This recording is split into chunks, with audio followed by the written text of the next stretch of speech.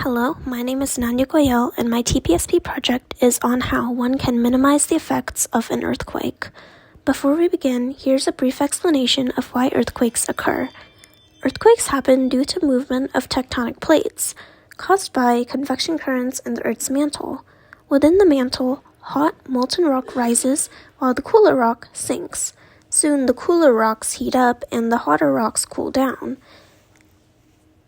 and they continue to go in a loop, causing the Earth's surface to move. Earth's surface is broken up into pieces called tectonic plates, and as they rub against each other, they cause earthquakes. As earthquakes are caused by the plates' interactions with other plates, they typically occur along tectonic boundaries. Places near those boundaries experience the most seismic activity and are the most earthquake-prone. These areas are always hit with the horrifying effects of earthquakes, like death and over $1 million worth of property damage. According to Guardian.com, the recent quakes in Turkey and Syria resulted in over 47,000 people killed. However, there are ways to mitigate or subdue the damage dealt through the design of the buildings.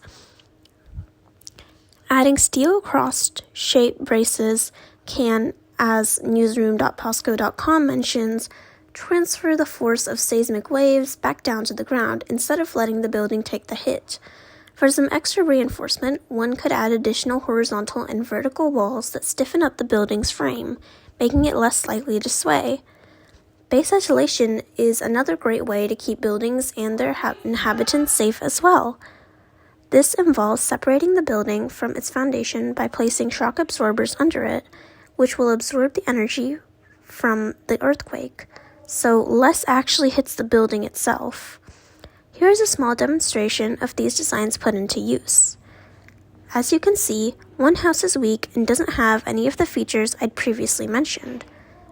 The other building, however, is reinforced with cross braces, horizontal and vertical bands, and shock absorber on the bottom. When the earthquake hits, you can see that the reinforced building holds up for longer than the regular one. Using these design implements doesn't necessarily keep buildings in perfect condition, but it does prevent them from collapsing and injuring those inside. Thank you for watching.